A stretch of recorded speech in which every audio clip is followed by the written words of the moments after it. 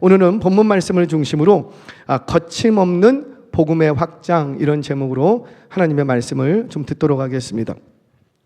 특별 새벽 기도를 하면서 버려야 될 것 5가지를 여러분들과 말씀을 나눴습니다. 그러다 보니 사도행전을 쑥 건너뛰었어요.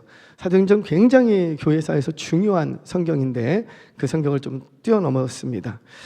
여러분, 사도행전은 핵심이 그거죠. 복음이 어떻게 확장이 되고 그 결과 교회가 어떻게 세워지는가, 거기에 포인트를 두고 있습니다. 그래서 그 교회를 통해서 또 어떤 역사가 일어났는가를 보여주지요. 자, 교회를 낳는 건 누가 낳고? 그렇죠, 교회가 낳는 거예요. 교회를 낳는 건 누가 낳는다고요? 교회가 낳는 거예요. 절대로 절이 교회를 낳지 않습니다. 교회는 누가 낳고? 교회가 낳는 거예요. 그러니까 이 사도행전을 쭉 보면은 교회를 낳아가는 장면들이 쭉 기록이 됩니다. 그게 바로 바울이 고백하기를 내가 해산하는 수고를 다시 하노라, 이렇게 얘기하죠. 해산하는 수고를 한다는 거, 교회 하나가 세워지는데 그만큼 교회를 낳는 거라는 거죠. 근데 교회를 낳는 건 누가 낳는 거라? 교회가 낳는 거예요. 그런데 교회가 교회를 낳으려고 하지를 않아. 저는 우리 교회가 교회를 낳는 교회가 되기를 바랍니다. 교회를 품고만 있으면 그거 어떻게 해? 품었다가 낳을 때가 되면 나와야지. 그래서 교회를 낳는 교회가 되기를 축복합니다. 교회를 낳을 때 복음은 확장되고 교회는 더 든든히 세워져 가는 거예요. 그래서 사도행전은 복음의 확장과 교회를 중심으로 사도행전은 기록이 됩니다. 1장부터 지금 한 4장, 5장 초반부까지 한번 좀 정리를 하고 오늘 본문 말씀을 들을게요. 자, 1장에서는 무슨 내용이 있었을까요? 기억나시는 대로 한번 서치해 보겠습니다. 여기가 물이 좋은 것 같아요. 1장에는 무슨 내용이 있었죠? 사도행전 1장? 하도 일이 많았어요. 자, 승천이죠. 승천. 1장 하면 기억하세요. 1장은 승천. 시작. 1장은 승천. 승천만 기억하시면 돼요. 승천하시면서 주님이 뭘 얘기를 했어. 너희 이성을 떠나지 말고. 그러니까 승천만 기억을 하면 나머지는 줄줄이 사탕처럼 쭉 딸려오는 거예요. 이게 성경을 관통할 때 학습하는 방법입니다. 1장은 뭐라? 승천. 승천하면서 너희 이성을 떠나지 말고 내 아버지께서 약속하신 것이 내려올 때까지 기다리라. 그래서 그들이 며칠간 기다렸고, 그렇죠, 10일간 어디서 기다렸고, 마가의 다락방에서 뭐 하면서 기다렸고, 기도하면, 이게 쭉 연결이 되는 거예요. 쭉 연결이 되는. 근데 그러는 와중에 가룟 유다가 자리를 공석으로 해놨으니 누구를 한번 선출하고, 그렇죠, 마띠아를 선출해서 12명을 채우고, 이게 1장의 내용이에요. 자, 1장은 뭐? 승천. 이것만 기억하시면 돼요. 그럼 2장은 뭐예요? 승천하셨으니까 약속하신 그것이 우리 가운데 내려오시죠. 성령. 2장은 뭐? 성령. 1장은 뭐? 승천. 2장은 뭐? 성령. 성령의 강림이입니다. 오순절 성령 강림 사건이 2장에 있어요. 그 오순절에 성령의 충만함을 입고 이 베드로가 설교를 하게 되죠. 이 설교를 하고 그 설교를 들었던 사람들이 13개국에서 세계 13개국에서 온 사람들이라고, 순례자들. 그런데 베드로가 설교를 하자 그 베드로의 설교가 자신의 나라의 언어로 13개국의 언어로 들리더라는 거예요. 경이로운 일이죠. 어떻게 일종의 오늘날로 말하자면 동시통역. 근데 동시통역을 누가 하신 거예요? 그렇죠, 성령님. 성령님. 2장은 뭐? 성령님이 동시통역을 합니다. 이런 기이한 일들을 우리는 뭐 방언 뭐 이렇게 얘기하는데, 여하튼 간에 2장은 성령. 그리고 놀라운 그 설교 속에서 각 나라의 언어로 들리는 역사가 일어납니다. 자, 그리고 3장으로 넘어갑니다. 3장으로 넘어가면 뭐가 있었죠? 표적과 기사가 있습니다. 표적은 뭐예요? 이 베드로가 성령의 충만함을 입고 이제 성전에 올라서 정시 기도가 하게 됩니다. 정시 기도라는 건 뭐냐면 새롭게 만들어진 기도가 아니라 유대인들은 하루에 3번을 기도하는 게 그들의 습관이에요. 9시, 12시, 오후 3시. 해지기 전에 3시간마다 한 번씩 기도합니다. 자, 유대인들은 기도를 어디서 하냐면, 보통 이스라엘 백성들은 기도하는 장소가 첫 번째 자기 집, 특별히 지붕 위, 기도하기 좋은 장소. 그래서 자기 집에 있다가 9시네 그러면 어디로 올라가고, 그렇지. 지붕에 올라가서 기도하고 또 기도 한판하고 내려와서 점심 먹을 때 되면 또 어디로 올라가고 지붕에 올라가고. 그래서 베드로가 지붕 위에 올라가서 기도하다가 하나님께서 고넬료의 집에 보내는 사건이 이제 그게 기록이 되는 거예요. 정시 기도를 할 때 보통은 유대인들은 어디서 올라가서 기도하더라? 지붕에 올라가서. 두 번째는 지붕에 올라가지 않고 어디서 기도하냐면 회당으로 가서 기도합니다. 회당. 오늘날 뭐 교회의 모태가 된다 뭐 이렇게도 해석들을 하는데 여하튼 간에 모임 장소, 말씀이 강론되고 기도할 수 있는 장소, 찬양이 울려 퍼지는 곳, 그곳에 가서 회당에 가서 기도를 합니다. 세 번째는 또 어디서 기도를 하냐면은 이제 3장에 나온 것처럼 성전에 올라가서 기도를 하게 됩니다. 성전에 올라가서. 베드로와 요한이 성전에 올라가서 기도하러 올라갈 때에 성전 미문에 앉아 있던 날 때부터, 듣고 계세요? 날 때부터 안진뱅이가 이제 미문 앞에서 구걸하고 있었지요. 그때 베드로가 이렇게 보다가 주목하여 봤어요. 그냥 지나갈 수도 있는데 어제 봤던 그 안진뱅인데 항상 봤던 그분인데 지나갈 수 있는데 그날따라 주목해서 봤대. 왜 주목해서 본 거예요? 누가 주목하게 하시는 거예요? 그렇죠. 성령님. 이 사도행전은 무조건 뭐만 얘기하면 돼요? 성령님. 하나님 말고 뭐? 성령님. 요거만 기억하시면 돼. 창세기는 뭐? 하나님. 요거만 기억. 창세기 가서 예수님, 성령님 찾으면 안 되고 창세기 구약에 가서는 뭐만 찾고? 하나님. 자, 사도행전에서는 뭐만 찾고? 성령님. 요거만 찾으시면 돼. 미문에서 앉아있는 안진뱅이를 주목하여 봅니다. 성령께서 보게 하시는 거죠. 그리고는 누구의 이름으로?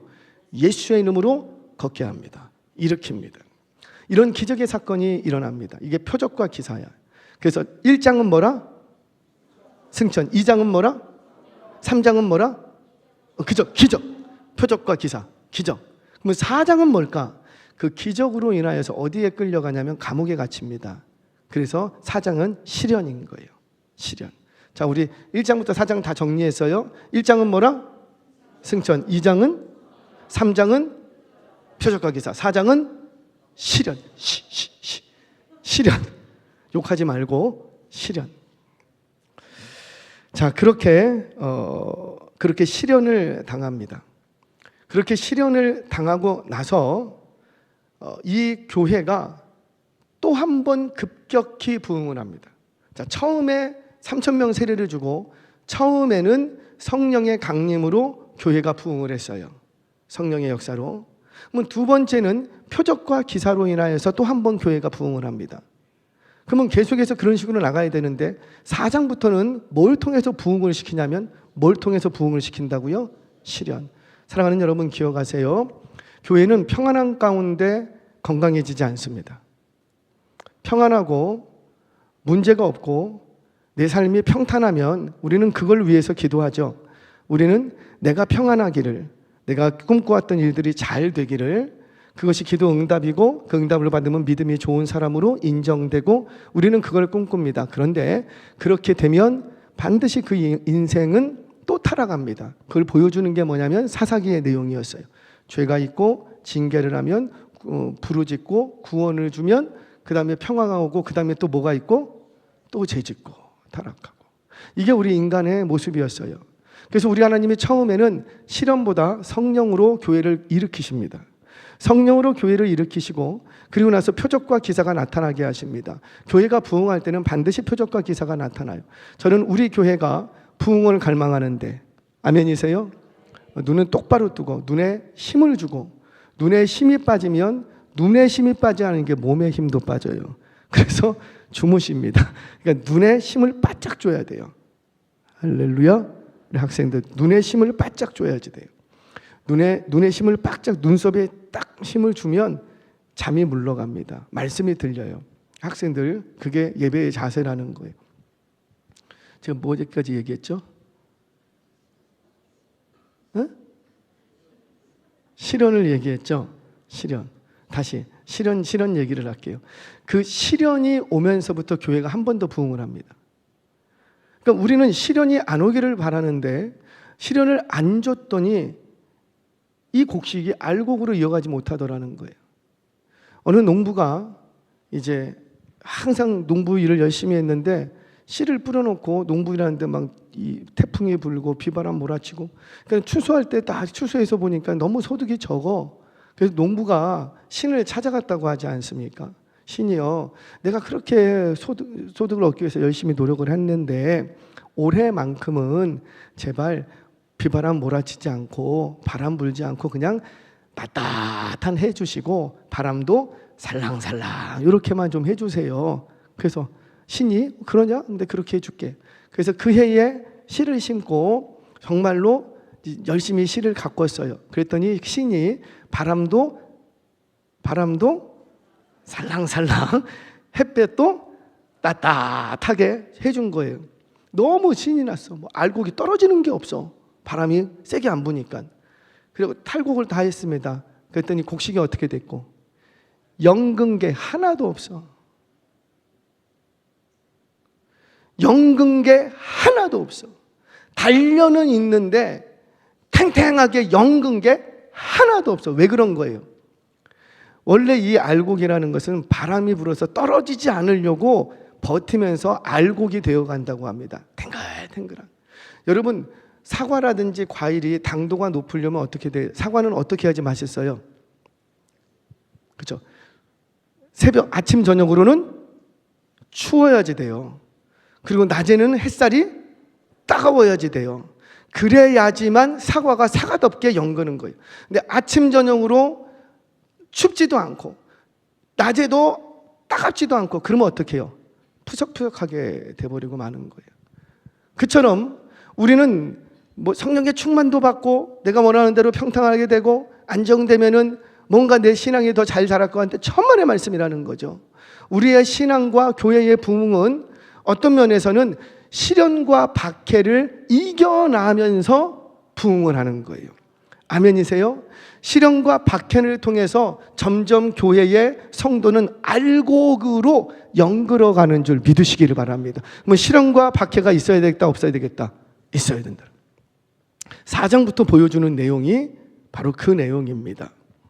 자, 그렇다면 이 사도행전에 이 예루살렘 초대교회에 있었던 박해, 교회를 알곡으로 만들어가는 시련, 그것이 무엇이 있었는가? 대체적으로 두 가지의 시련과 어려움이 있었어요. 첫 번째는 외부적인 위협이 있었습니다. 우리 성경을 한번 보겠습니다. 사도행전 4장 1절에서 3절 말씀 같이 한번 읽겠습니다. 사도행전 4장 1절에서 3절 같이 읽겠습니다. 시작. 사도들이 백성에게 말할 때에 제사장과 성전 맡은 자와 사두개인들이 이르러 예수 안에 죽은 자의 부활이 있다고 백성을 가르치고 전함을 싫어하여 그들을 잡음에 날이 이미 저물었으므로 이튿날까지 가두었다. 예수 부활 소식을 전했더니 부활을 믿지 않는 사두개인들을 중심으로 부활을 전하고 있는 예수님의 제자들을 뭐 하더라? 감옥에 가둬버려요. 이유 없이 그냥 하룻밤 속에 그냥 가둬버리는 거예요. 자, 또 한 번 보겠습니다. 사도행전 5장, 오늘 본문입니다. 5장 17절 18절 같이 한번 읽겠습니다. 시작. 대제사장과 그와 함께 있는 사람 즉 사두개인의 당파가 다 마음에 시기가 가득하여 일어나서 사도들을 잡아다가 옥에 가두었더니. 한 번 그냥 억울한 옥살이 한 게 아니고 몇 번씩이나, 2번씩이나. 이유는 뭐라?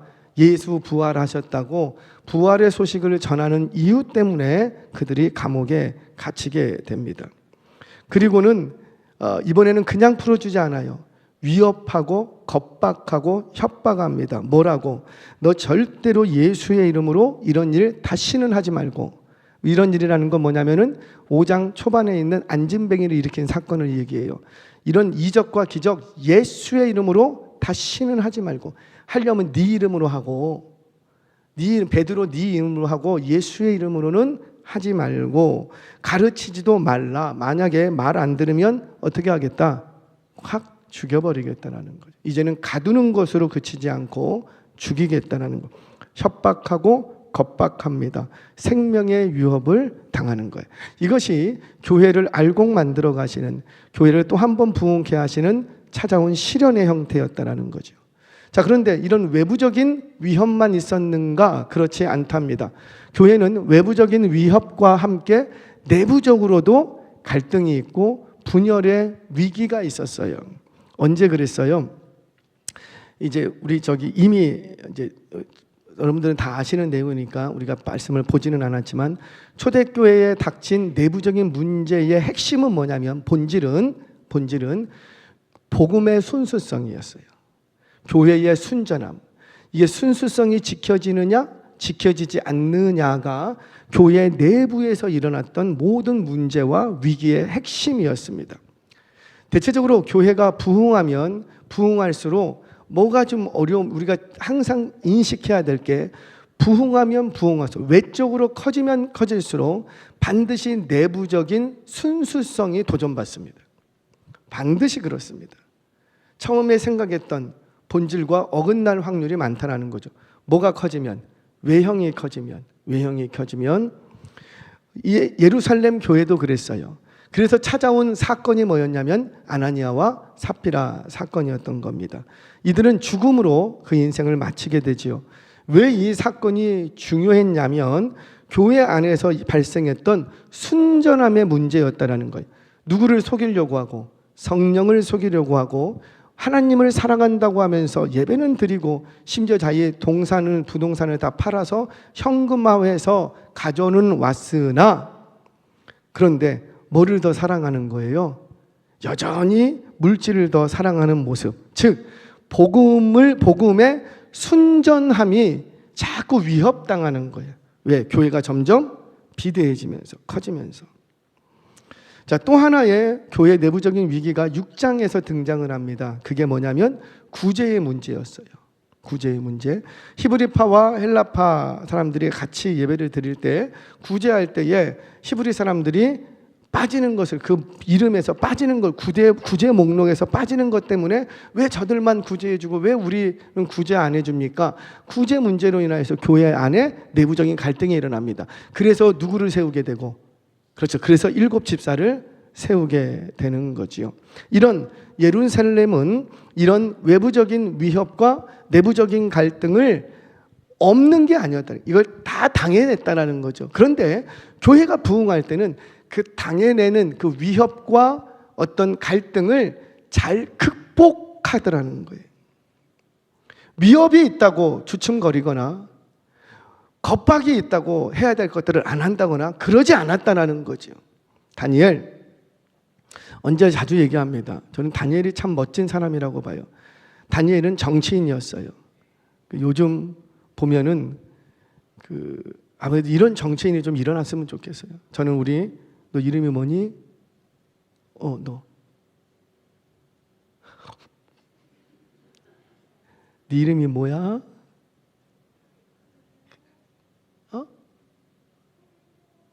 일단 저 아이는 다니엘과 같은 인생 되기를 축복합니다. 진짜 아멘이에요? 사자굴에 들어가는데?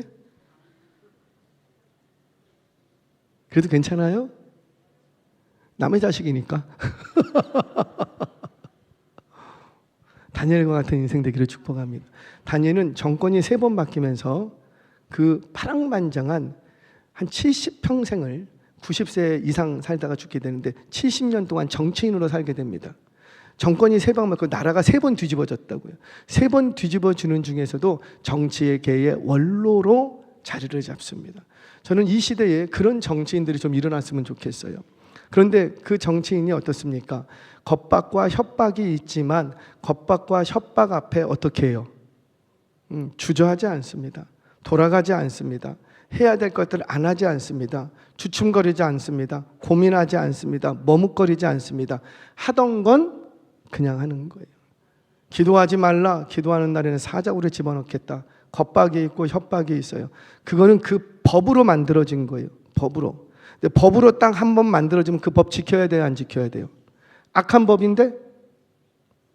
악한 법인데도 지켜요. 그래서 사자굴에 들어가니까 하나님의 법과 세상의 법이 충돌을 일으켰습니다. 그럼 우리 누구의 법을 따르고? 하나님의 법을 따라요. 그렇다고 세상 법을 무시하느냐? 그렇지 않아요. 다니엘은 어떻게 합니까? 하나님의 법을 따라서 기도하는 것들을 합니다. 근데 그것 때문에 세상 법이 사자굴에 가야 된다면 어떻게 하고? 가는 거죠. 나머지는 하나님께 맡기고 사나 죽으나 우리는 주의 것. 다니엘은 그런 인생을 90세까지 그냥 쭉 살았다는 거. 일관성 있게. 저는 그런 정치인 되기를 축복합니다. 제가 잘생겼어. 너네 아버지 누구시니? 잘생겼어. 눈이 크고 또렷하고 눈매가 살아있어. 칭찬한다고 무지 좋아해. 정말이에요. 눈매가 딱 살아있어요. 귀도 이쁘고. 제가 관상을 보는 사람은 아니에요. 그런데 잘생겼다. 특별한 인생이 될 줄로 믿습니다. 자, 여러분, 교회가 부흥하려면 시련과 갈등이 없는 게 아니라는 거죠. 있어요. 근데 교회가 부흥할 때 그 시련과 고통, 이 시련과 갈등을 잘 극복하면 전화위복의 은혜가 있을 줄 믿으시기를 바랍니다. 엄청나게 성장한다라는 거죠. 사랑하는 여러분, 복음이 왕성해도 어려움은 있다 없다? 있다. 그런데 계속해서 복음이 흥왕하려면 그 문제와 어려움을 피하지 않고 극복해 나갈 때 부흥은 오는 거예요. 그 앞에서 주저하고 머뭇거리고 고민하고 이러면 부흥은 꺼져버려요. 마귀가 원하는 게 그거죠. 그런데 도전이 있어도 그 도전 앞에 주춤거리지 않고 머뭇거리지 않고 거침없이 복음을 증거하고 거침없이 주의 나라를 위하여 사역할 때 반드시 그 공동체와 그 나라와 민족에 부흥을 주실 줄 믿으시기를 바랍니다. 자, 그렇다면 어떻게 해야 교회에 닥친 위협과 어려움을 극복하고 전화위복할 수 있는가? 자, 두 가지만 얘기할게요. 본문을 중심으로. 첫 번째는 기도할 때 전화위복의 은혜가 있습니다. 기도해도 어려움은 있다 없다? 있다. 근데 어려움 온다고 기도를 멈추면 전화위복이 있다 없다? 없다.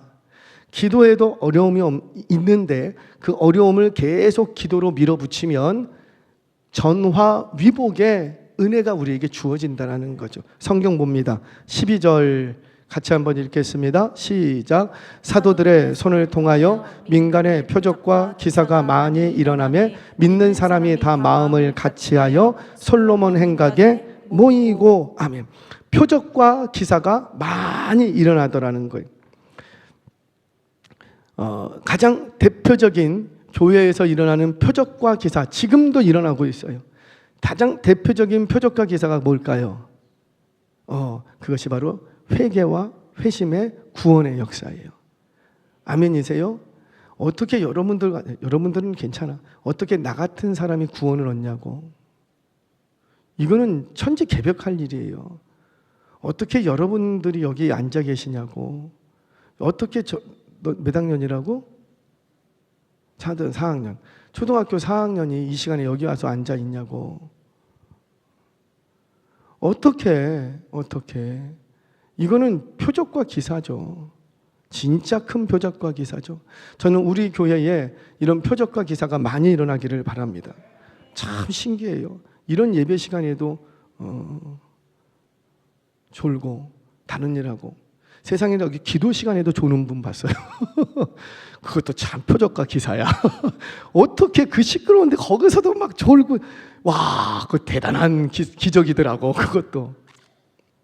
사랑하는 여러분, 저는 우리 교회 안에 표적과 기사가 많이 일어나기를 축복합니다. 그 표적과 기사가 뭐라? 회개와 회심의 구원의 역사라는 거예요. 이런 표적과 기사가 많이 일어나는 우리 교회 되기를 축복합니다. 그런데 이 표적과 기사가 왜 일어나는가? 어떻게 일어났는가? 이 표적과 기사가 일어나는 동력이 뭔가라는 거죠. 그 동력이 뭐였다?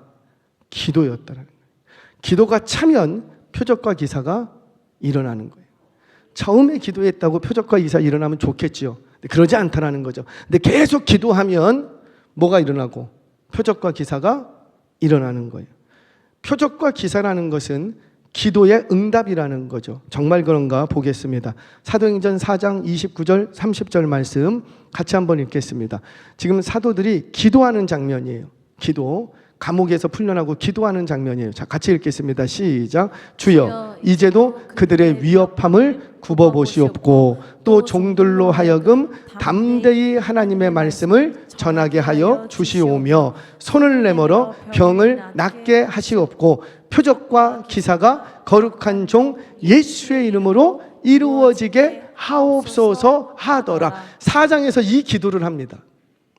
이 기도, 표적과 기사가 누구의 이름으로? 그래서 예수의 이름으로 일어나게 하옵소서 기도를 합니다. 그랬더니 5장에서 뭐가 일어나고? 진짜 표적과 기사가 일어나더라는 거예요. 그러니까 표적과 기사가 일어나는 것은 그냥 일어나는 것이 아니고 뭐가 쌓여 있을 때, 그렇죠, 기도가 쌓여 있을 때 그 기도의 응답으로 표적과 기사가 일어나더라는 거예요. 전화 위복을 위해서는 반드시 뭐가 선행되어야 되겠다? 기도.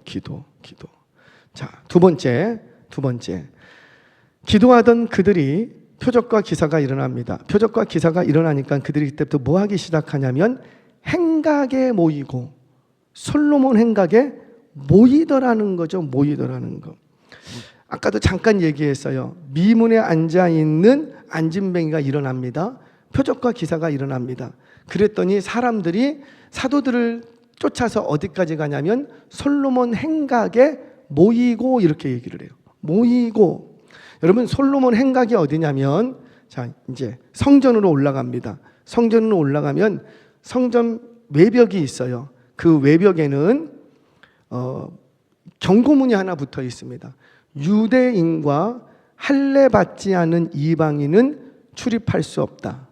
출입하면 죽음으로 갚아야 된다. 이게 딱 경고문으로 있어요. 그러니까 유대인과 이방인 중에서 할례 받은 자, 그러니까 개종하지 않으면 성전에 들어갈 수 있다, 없다? 없다. 이게 딱 붙어 있어요. 그게 어디 붙어 있냐면 이방인의 뜰이라는 곳이 외벽으로 붙어 있습니다. 이방인의 뜰, 그 다음에 딱 하나가 붙어 있고, 거기가 일종의 회랑이라고 그러거든요. 기둥들이 쭉 성전을 받치고 있는데 그 기둥과 기둥 사이가 복도처럼 이렇게 쭉 길게 늘어집니다. 그러니까 거기는 위에가 윗단, 그러니까 2층이 딱 2층을 받치고 있으니까 거기는 그늘, 저희 테라스, 이 발코니 밑에 같은 곳이에요. 그러니까 발코니 밑에 같은 곳이니까는 그 더운 날에서는 시원할까요? 더울까요? 시원한 거죠. 통풍이 잘 되고. 그래서 공부할 때는 다 어디서 공부하냐면은 그 회랑에서 공부를 하는 거예요. 근데 그 회랑을 뭐라고 불렀냐면 솔로몬의 행각, 이렇게 불렀습니다. 그러니까 솔로몬의 행각에서는 뭐가 이루어지냐면 사람들이 다 거기 모여서 말씀을 가르치고 말씀을 배우는 최적의 장소가 어디였냐면 바로 솔로몬의 행각이었어요. 자, 다시 표적과 기사가 일어났어요. 그러니까 표적과 기사가 일어나니까는 백성들이 제자들을, 이 사도들을 데리고 어디로 갔더라? 그렇죠. 솔로몬 행각에 모여들었대요. 그럼 거기서 뭐 하려고? 그렇죠. 배우려고. 여러분, 표적과 기사는 반드시 뭘로 연결되어야 되냐면 복음을 가르치고 복음을 배우는 일을 위하여서 연결되어야지. 이들은 표적과 기사를 경험하고 나 나았다, 나 고침받았다라고 끝나지 않고, 그리고는 어디로 갔냐? 솔로몬 행각에 모여들어서 거기서 배우기 시작했다는 거예요. 자, 첫 번째, 사랑하는 여러분, 시련과 박해가 있을 때 이거를 잘 극복하고 부흥으로 가져가려면 모이기에 힘쓰시기를 바랍니다. 근데 시련과 위협과 겁박과 협박은 왜 하는 거예요? 모이지 못하게 하려고 하는 거예요. 그런데 교회는 역사 속에서 보면 그 세상의 외부적인 시련과 박해 속에서도 계속 뭐에 집중했냐면 모이는 일에 집중했습니다. 자, 제가 증거를 대볼게요. 로마에 박해가 있습니다. 박해가 있으니까 로마 도시 시내 안에 살 수가 없어요. 그러니까 이들이 어디로 갔냐면은 광야로 나갑니다. 광야로 나가서 자기들만의 공동체를 만듭니다. 절벽에다가 구멍을 뚫어서 집을 만들고, 그래서 로마 병사들이 쉽게 올라오지 못하도록, 그리고 거기서 자기들만의 공동체를 꾸려서 거기서 지냅니다. 왜? 믿음을 지키겠다고, 하나님을 예배하겠다고. 그러니까 뭐 하냐면 거기서 모인 거예요. 도시에서 못 모이니까는 광야로 나가서 모인 거예요. 왜? 광야는 사람들이 안 와. 여러분, 최초의 수도원도 광야에 있습니다. 최초의 수도원. 우리는 그 공동체를 뭐라고 부르냐면은 쿰란 공동체 이렇게 부릅니다. 이 쿰란 공동체가 중요한 이유는 뭐냐면 구약 성경의 사본을 가장 권위 있는 사본을 준비한 공동체가 쿰란 공동체예요. 그러니까 그들이 도시의 박해를 피해서 모여서 예배하려고 어디로 갔냐면은 광야로 갔어. 근데 모여서 예배하려고 광야에 가서 성경을 필사를 했는데 그 필사본이 오늘날 우리가 갖는 성경에서 가장 권위 있는 필사본이라는 거예요. 그러니 이들이 모이기에 힘썼더니 누가 그 혜택을 보는 거예요? 우리가 오늘 성경을 받아볼 수 있는 거예요. 카타콤은 여러분들 잘 아시죠? 카타콤은 사실 뭐냐면 지하 묘지예요. 지하 묘지를 카타콤이라고 합니다. 로마에는 지금도 로마에 어디 한번 여행을 가면 카타콤이 60개가 이상이 있습니다. 카타콤만. 왜 카타콤이 있었죠? 자, 한 그룹은 도시에서 못 살겠다고, 로마에 박해했을 때 도시에서 못 살겠다고 광야로 나갔고, 한 그룹은 광야로 나가기는 너무 힘들어. 그래서 로마 시내 아래 지하 땅굴을 파갖고 미로를 만들었어요. 사람 하나가요. 나중에 한번 카타콤 한번 가보세요. 관광지로 돼 있으니까. 가보면은 사람 한 명 고스란히 다닐 정도로 좁은 길이에요. 근데 그게 미로처럼 돼 있어서 한 번 들어가면 쉽게 빠져나올 수가 없어요. 지금도 가이드들이 그 카타콤에 들어가려면 그 끈 묶고 들어갑니다. 관광객들. 거기다가 일정 구역 이상 못 들어가게 해요. 지금도 잘못 들어가면 나오지를 못해. 그래서 지금도요, 그 여행객들 그거 일단 뭐라 그래요? 그 체험한다고 하거든요. 체험하는 부스도요, 끈을 묶고 내려가는 곳이 별로 못 내려가게 돼 있어요. 못 내려가게 있어요. 심지어 얼마나 좁냐면 위로 여기서 누가 이렇게 올라가면 저 밑에서 못 내려와. 그 정도로 좁은 미로 같은 통로예요. 거기서 사람들이 사는 거예요. 뭐 때문에? 믿음 지키겠다고. 거기서 우리는 신앙을 지키기 위해서 외부에 박해가 있으니까 모이기에 힘쓰라고 했으니 우리는 모여서 살아야 되겠는데, 그 모여서 사는 방식이 이제 카타콤을 만든 거예요. 그래서 만약에 죽으면 그냥 거기다가 묘를 쓰는 거예요. 그래서 지하 묘지가 생기는 겁니다. 왜 이들이 박해와 고난 속에서 왜 이들은 이렇게까지 모이기에 힘썼는가? 그렇게 모이기에 힘썼더니 교회가 그 위기를 극복하고 한 번 더 부흥하더라는 거지. 사랑하는 여러분, 어떤 위협과 어떤 어려움이 있더라도 모이기에 힘쓰시기를 바랍니다. 모이기에 힘쓰고 배우기에 힘쓰시기를 바랍니다. 그러면 반드시 그 위기를 극복하고 승리하게 될 줄 믿으시기를 바랍니다. 자, 마지막입니다. 마지막. 이미 다 얘기를 했어요. 사랑하는 여러분, 정말 교회가 부흥하기를 원하십니까? 정말 교회가 부흥하기를 원하십니까? 그러면 부흥을 원하면 어디부터 앉아라? 어디부터 앉아라? 그래요, 앞자리부터. 정말 부흥을 사랑한다면, 부흥을 사모하고 교회를 사랑한다면 모이기에 힘써야 되는 거예요. 근데 현대인들은 모이라고 해도 잘 모이지 않아요. 왜? 불편해. 누가 내 옆에 있는 게 불편해. 살이 부딪히는 게 불편해. 요즘 부흥하는 교회들 이렇게 보면 좀 비슷한 국면들이 있어요. 비슷한 것들이. 일단 조명이 어두워. 왜? 서로 보기 싫다는 거지. 안 보고 예배 들었으면 좋겠다는 거. 누구만 보겠다는 거예요. 부흥하는 교회들의 특징이에요. 그리고 개인 의자가 있어요. 다 개인 의자로 되어 있어요. 같이 안 앉아. 정해진 숫자. 그렇게 조성을 해주면 사람들이 거기 간대요.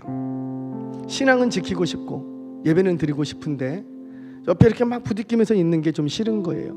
그러니까 어디를 찾아가냐면 예배를 안 드리겠다는 건 아니에요. 그런데 좀 떨어져서 좀 내 얼굴이 안 보이는 데서, 물론 꼭 그런 이유만 있는 건 아닐 거예요. 아닐 거지만 시대가 그런 식으로 흘러간다라는 거죠. 저는 용납이 됩니다. 왜 은혜 받겠다는데 까짓 거 그런 거 해주고 은혜만 받을 수 있다면 왜 은혜를 받아야 뭐 신앙이 성장하고 뭐가 있을 거 아니에요. 저는 그렇게 할 수도 있어요. 다만 중요한 건 뭐냐면 어떤 식으로 있든지 간에 교회는 반드시 부흥해야 됩니다. 반드시 부흥해야 됩니다. 뭐 출산율이 어떻고 저떻고 얘기를 해도 출산율이 적어도요, 여기 초등학교 가보시라고요. 초등학교 여기 앞에만 가봐도, 우리 중고등부 앞에만 가보시라고요. 가봐도 믿는 애들이 많아요, 안 믿는 애들이 많아요? 안 믿는 아이들이 월등히 많아요. 월등히 많아요. 절대 다수 이상으로 많아요. 교실에 교회 착실히 다니는 아이들이 3%가 안 돼요. 3%가 안 돼요. 제가 부산에 있을 때 13개 학교 성경 공부를 했습니다. 그러다 보니까 한 경성대학교라고 일반 대학교예요. 일반 대학교인데, 일반 대학교, 이 경성대학교가 지금도 있어요. 부산에. 경성대학교가 원래 전신이 아마 기독교 사관으로 지어졌던 것 같아요. 그런데 이사진이 바뀌면서 돼지머리 갖다 놓고 제사 지내는 학교로 바뀌었어요. 돼지머리 갖다 놓고 제사를 드렸어요, 학교에서. 그런데 또 이사장이 바뀌었어요. 이사회가 바뀌면서 우리는 다시 기독교 사관으로 가겠다. 그래서 정관을 교체를 해버리고 기독교 신학과도 만들어버렸어요. 일반 대학교에서 신학과를. 그리고는 교목님을 모셔갖고 그래서 교목님을 통해서 아이들 신앙생활 할 수 있도록 예배도 드리고, 채플이 생겼어. 채플이 생기니까 채플은 그래요. 1학점을 그냥 줘요. 숙제가 없어. 그러면 거기 갈 거야, 안 갈 거야? 줘라도 뭐라고 얘기 안 해. 그냥 출석만 하면 돼. 그러니까는 하루에 보통 가면은 채플이 있는 날이 4타임이 이렇게 돌아가거든요. 오전에 2타임, 2교시, 저녁에 2교시, 4교시가 돌아가요. 그럼 한 교시당 학생들이 200에서 300명이 모여요. 무조건 앉아만 있으면 1학점 주니까, 숙제도 없으니까. 저보고 여기서 채플 인도를 하래, 학기마다. 그래서 제가 너무 감사합니다. 우리 채플 인도를 했어요. 와, 했더니만 그 200명에서 300명 있는 아이들이 다 잠자거나 아니면은 스킨십 하거나, 둘 중에 딱 갈려있어. 딱 갈려있어. 제가 화가 날까요, 안 날까요? 아니, 내가 지금 하나님의 말씀을 증거하는데 잠을 자? 와, 이게 받아들여질 수가 없는 거예요. 교회에서는 이런 일이 있어요, 없어요? 없어요. 졸면 어떻게 해야 돼요? 왜 조십니까? 이러갖고 깨우잖아. 근데 이것들은 왜 조십니까? 말해도 너는 말해라. 그래갖고 마음의 상처를 받아갖고요, 내가 과연 사역을 해야 되나? 내가 목사 맞나? 그렇잖아요. 복음은 교회에서 외쳐야 돼요, 세상에서 외쳐야 돼요? 바쁘신 분들 빨리 전화 받으시고요. 교회에서 외쳐야 돼요, 세상에서 외쳐야 돼요? 세상에서 외쳐야 되잖아요. 근데 세상에서 외치려고 했더니 그 사람들이 들어야 안 들어요? 나를 무시해. 근데 교회에서는 내가 외치면 들어줘요, 안 들어줘요? 들어주잖아. 아멘 해요, 안 해요? 아멘도 해주잖아. 교회에서는 복음 전하는 게 너무 재밌어, 어렵지 않아. 그래서 내가 대단한 줄 알았어. 내가 잘 전하는 줄 알았어. 교회에서 뭐 설교하면 은혜 받았습니다, 그러니까 진짜 나는 은혜를 끼치는 사람인 줄 알았어. 저는 제 수준을 안다니까요. 그런데 학교 가갖고 200명 300명 놓고 딱 설교를 했는데 다 안 들어. 제가 상처가 될까요, 안 될까요? 저 엄청 고민했어요. 내가 계속 목회의 길을 가야 되는가? 분명히 내가 아는 복음은 교회에서 아멘 했는데, 은혜 받았다고 했는데 왜 저들에게는 씨알도 안 먹히지? 너무 상처가 된 거예요. 그래서 목회 접으려고 그랬어요. 정말로. 교목님한테, 교목님, 나는 이런 학교에서 나는 채플 안 합니다. 설교 안 합니다. 안 합니다. 안 한다 그랬어요. 근데 그날 밤, 금요일 밤 모든 역사는 금요일 밤에 돌아와요. 뭐죠? 금요일 밤 기도를 하는데, 너 미쳤구나. 너 미쳤구나. 저한테 그런 마음을 주시는 거예요. 무슨 마음이냐고. 야, 내가 얼마나 애써갖고, 야, 생각을 해봐라. 300명씩 4타임이다. 그럼 하루에 몇 명이 돌아가는 거예요? 1200명. 1200명을 매주 12주 동안 12주에서 15주를 매주 해. 그럼 몇 명인 거예요? 계산이 안 돼. 10,000명 이상이야. 10,000명 이상을 학기마다 바꿔준다? 4년만 하면은 8학기. 몇 명이에요? 8만 명에서 10만 명이야. 너가 어디 가서 10만 명한테 복음 전할래? 그 마음을 확 주시는 거예요. 맞아요, 틀려요? 깜짝 놀랐어요. 그래갖고 저는 또 이제 머리를 숙일 때는 잘 숙이거든요. 다시 교목님한테 전화했죠. 교목님, 제가 너무 늦자구가 없었습니다. 저를 불쌍히 여기시고 한 번만 더 설교할 수 있는 기회를 주세요. 채플인도 할 수 있는 기회를 주세요. 부탁을 했어요. 그랬더니 교목님이 그러시냐고. 그럼 다음 주부터 오셔서 하시라고. 그리고 제가 몇 학기를 했어요. 근데 하는데 이 기회를 놓칠 수가 없잖아요. 그래갖고 제가 생쇼를 다 했습니다. 거기서 왜 일단은 어떻게 해야 돼? 졸지 않게 해야 돼. 생쇼를 다 하고 이 아이들이 막 여자친구 남자친구 막 손잡고 막 어깨 끼안고 이렇게 끼어 웃으면서 설교를 들어. 그래도 들어주니까 그때 제가 하나 깨달은 거 있어요. 교회 성도님들 너무 고맙다. 설교 같지 않는 설교를 들으면서도 아멘 아멘 해주고 뭘 고개를 왜 끄덕어요?